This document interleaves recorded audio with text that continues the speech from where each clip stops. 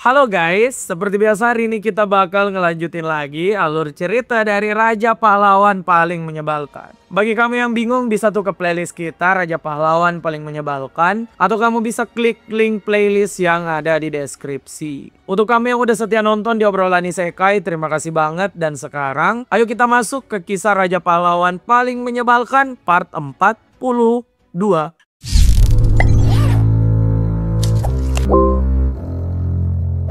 Nah, di video sebelumnya, Kang Yeosung tuh sudah menyelesaikan menara yang gak masuk akal. Menara yang mempertemukan Kang Yeosung dengan 4 monark sekaligus. Nightmare Monarch, Witch Monarch, Game Monarch, dan yang paling kuat, High Monarch. Kang Yeosung tuh yang keluar dari sana bukan tanpa resiko. High Monarch yang jadi monark terkuat sudah menaruh perhatian khusus pada Kang Yeosung. Jika Kang Yeosung membuat kekacauan lagi, maka High Monarch sendirilah yang bakal turun tangan memusnahkan Kang Yeosung. Nah sekarang Kang Yeosung tuh masih bisa hidup tenang karena High Monarch merasa kalau Kang Yeosung adalah faktor besar agar World of Towers bisa terus berlanjut. Bukan cuma Kang Yeosung, ternyata yang mendapat peringatan keras. Sekelas klon Monarch pun itu diancam untuk ngejaga Kang Yeosung agar Kang Yeosung bisa tetap diatur oleh para Monarch. Nah, resiko lain yang diterima Kang Yeosung adalah beban fisik berlebihan guys. Sekarang Kang Yeosung bahkan terbaring enggak sadarkan diri di rumah sakit.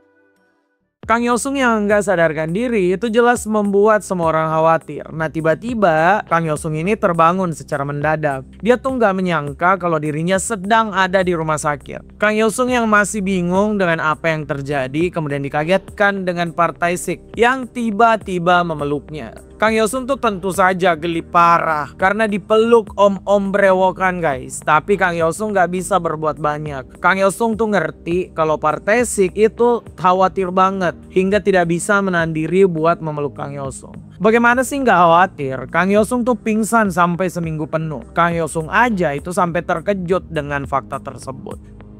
Nah, Kang Yeosung yang sekarang udah sadar mulai menceritakan berbagai hal pada Partai Sik. Salah satu hal yang paling hot jelas berita tentang Kang Yeosung yang bertemu dengan High Monarch. Kang Yeosung tuh udah tahu betapa mengerikannya kekuatan High Monarch, tapi dia juga mendapat secerca cahaya harapan. Cahaya yang dimaksud Kang Yeosung ini itu adalah traits atau keunikan dari para monark. Secara garis besar Partai Sik tuh ternyata mengerti kalau keunikan para monark ini bisa dilihat dari nama mereka. Nah namun meski Partai Sik mengerti, dia tuh nggak paham kenapa hal itu jadi penting sekarang. Kang Yeosung kemudian menceritakan kalau dia tuh selamat dari High Monarch karena kemunculan Game Monarch yang melindunginya. Dari namanya udah jelas tuh kalau Game Monarch punya keinginan permainan World of Towers terus berlanjut. Game Monarch tuh jelas nggak mau Kang Yeosung menghilang karena itu udah bisa dipastikan permainan World of Towers akan segera berakhir atau langsung game over. Saking pentingnya World of Towers untuk Game Monarch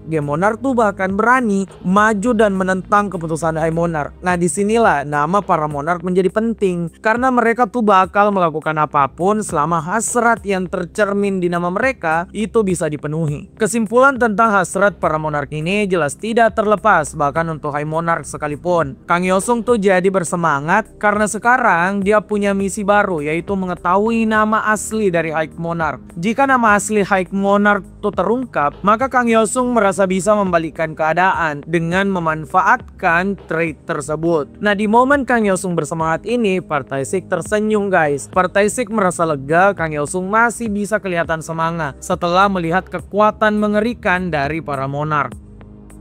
Lalu beberapa hari kemudian, hidup Kang Yeosung udah kembali normal. Hari ini polisi tuh sedang sibuk mengatasi kekacauan yang terjadi di tengah kota. Kekacauannya emang skala besar banget karena dua player tuh dengan kekuatan luar biasa malah bertarung di tengah kota. Kampretnya lagi, keduanya ini tuh bertarung karena masalah sepele. Mereka bersenggolan saat minum jus, jadi ya keduanya mau baku hantam. Punya pahlawan kayak gini tuh emang harus dimusnahin aja. Nah, di pertarungan kedua player yang membuat panik para polisi, sesosok player muncul dari atas langit. Dalam sekejap, player ini tuh menyelesaikan pertengkaran dari kedua player tadi dengan cara menghajar mereka. Ya, player yang bisa ngehajar player lain dengan mudah, siapa lagi kalau bukan raja pahlawan kita, Kang Yosung. Nah, dengan munculnya Kang Yosung, semua tuh udah teratasi. Para polisi juga berterima kasih pada Kang Yosung mau repot-repot ngebantu mereka. Kang Yosung yang ada di tengah kota kemudian mengatakan kalau polisi tuh nggak perlu berlebihan. Udah jadi tugas Kang Yosung mengamankan para pengacau. Nah, di momen Kang Yosung mengobrol dengan para polisi,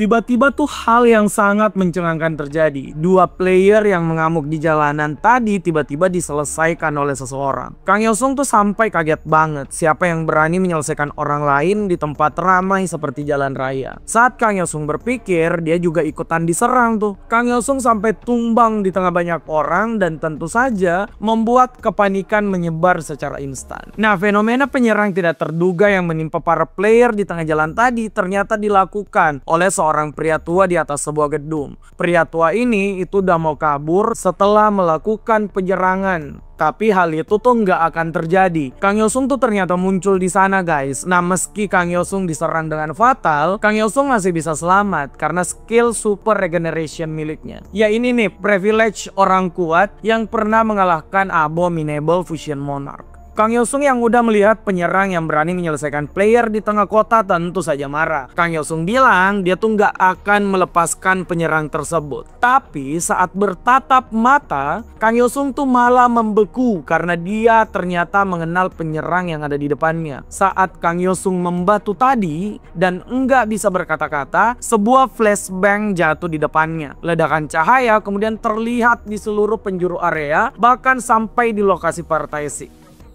Lalu beberapa saat kemudian Partai Sik udah sampai di lokasi Kang Yosung. Partai Sik tuh nggak mengira kalau penyerangnya akan menggunakan senjata taktis jarak jauh dan juga flashbang di tengah kota. Partai Sik sampai penasaran siapa nih identitas dari penyerang tadi. Kang Yosung yang mendengar Partai Sik penasaran itu menjawab dengan jelas. Partai Sik juga kenal dengan penyerang yang barusan kabur. Bagaimana enggak, penyerang yang dilihat Kang Yosung adalah Brigjen Baekhyun-ho, mantan komandan pasukan khusus 077. Dia tuh adalah seorang pahlawan generasi lama yang jasanya sangat besar ketika bertarung di season 1 World of Towers. Hal ini tuh mengejutkan bagi Partai Sik. Ya gimana enggak, guys. Komandan Baekhyun-ho ini sudah meninggal 5 tahun lalu. Bahkan tiap tahun kematiannya tuh dirayakan sebagai hari penghormatan pahlawan yang gugur di season 1 World of Towers.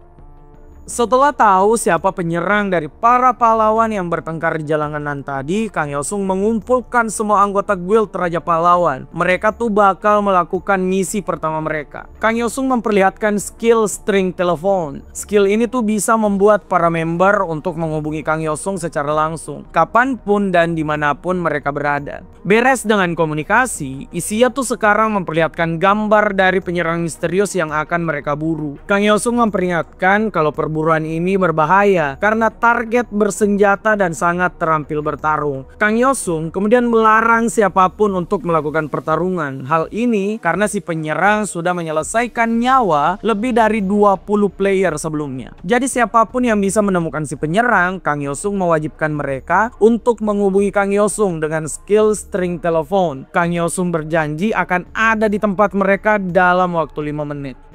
Dengan perintah yang begitu jelas dari Kang Yosung, semua anggota guild Raja Pahlawan jelas mengerti. Enggak lama kemudian, mereka tuh mulai berpencar mencari petunjuk di mana penyerang yang mereka cari berada. Setelah suasana menjadi sepi, Kang Yosung tuh kemudian berbicara dengan Partai Sik. Apa Partai Sik puas sekarang? Nah, ternyata Kang Yosung tuh enggak mengungkap identitas dari penyerang tersebut adalah Baekhyun-ho atas permintaan dari Partai Sik. Partai Sik tuh berterima kasih kepada Kang Yosung yang udah pengertian. Partai Sik sendiri tuh memutuskan untuk tidak mengungkap identitas dari Baek Kyun Ho karena dia tidak mau kekacauan terjadi. Kebayangkan gimana kacaunya Korea kalau tahu pahlawan yang mereka puja-puji bahkan kematiannya tiap tahun dikenang sekarang malah jadi penjahat. Kang Yosung di lain sisi tuh sebenarnya tahu Partai Sik tidak ingin kehebohan terjadi. Ya namun Kang Yosung juga kesal karena dia merasa menyembunyikan identitas Baek Kyun Ho adalah hal yang salah. Baek Kyun Ho itu memang enggak dipungkiri adalah pahlawan dari 5 tahun lalu, tapi sekarang dia tuh adalah seorang penjahat yang udah menyelesaikan lebih dari 20 player. Jadi Baek Kyun Ho ini enggak ada bedanya dengan para black player. Partai Sik yang mendengar komplain Kang Yosung menghela napas. Partai Sik sebenarnya tuh juga setuju dengan omongan Kang Yosung, tapi sesuatu di dalam dirinya itu tidak mau Baek Kyun Ho terungkap. Nah, setelah berbicara dengan Kang Yosung, Partai Sik kemudian bilang dia akan pergi membersihkan pikiran. Partai Sik kemudian berangkat tuh tanpa siapapun yang mendampinginya. Setelah perginya Partai Sik, Kang Yosung juga mulai bergerak. Kang Yosung tuh tidak mungkin cuma duduk menunggu laporan. Dia sendiri akan turun tangan mencari di mana Baek Kyun Ho berada. Saat Kang Yosung mulai mencari petunjuk di mana Baek Kyun Ho, dia tuh melewati beberapa siaran yang menyiarkan sisi patriotis dari Baek Kyun Ho. 5 tahun lalu, Baek Kyun Ho dan pasukannya memang menjadi pilar penyelamat Korea, bahkan umat manusia. Enggak bisa dipungkiri, merekalah yang berjuang dalam mengatasi World of Tower Season 1. Berkat mereka semua, orang masih hidup sampai sekarang. Wajar jika siaran yang dilihat Kang Yosung menyebut Baek Kyun Ho sebagai seorang pahlawan. Kang Yosung yang mendengar kalau Baek Kyun Ho adalah seorang pahlawan di masa lalu kemudian ingat perkataan Mr. M, pemimpin dari para black player. Mr. M pernah bilang, manusia itu adalah makhluk yang enggak akan bisa menjadi pahlawan yang sempurna. Baek Kyun Ho membuktikan asumsi Mr. M. Baek Kyun Ho tuh yang menjadi pahlawan 5 tahun lalu sekarang muncul sebagai seorang penjahat. Enggak bisa dipungkiri Baek Kyun Ho telah menyimpang. Sebagai raja pahlawan, Kang Yosung tuh enggak akan membiarkan penyimpangan ini terjadi. Jadi dia sendiri yang bakal melawan Baek Kyun Ho.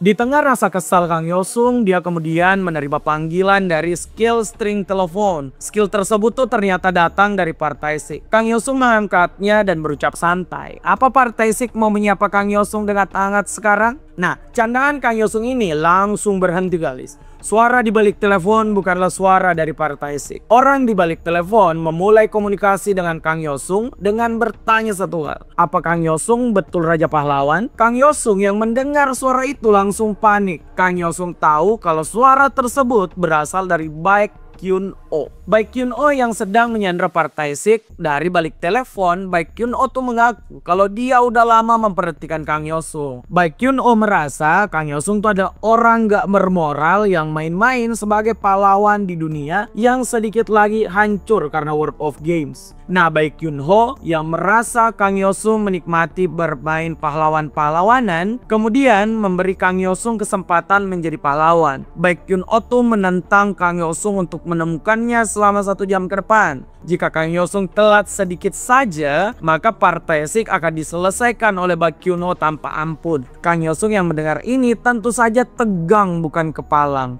Kang Yosung yang cuma punya waktu 1 jam langsung bergegas mencari keberadaan Baek Kyun Ho. Ada terlalu banyak variabel di mana Baek Kyun Ho bisa berada. Mulai dari markas lamanya, lokasi tower yang dia tantang, dan masih banyak lagi yang membuat Kang Yosung bingung. Salah satu hal yang menjadi clue di mana Baek Kyun Ho berada adalah Partai Sik. Kang Yosung tuh tahu kalau keduanya punya beberapa kesamaan. Mereka seumuran dan bekerja di bidang yang sama. Saat Kang Yosung terus memikirkan variabel lain di mana keduanya berada, Kang Yosung tiba-tiba mengingat sesuatu.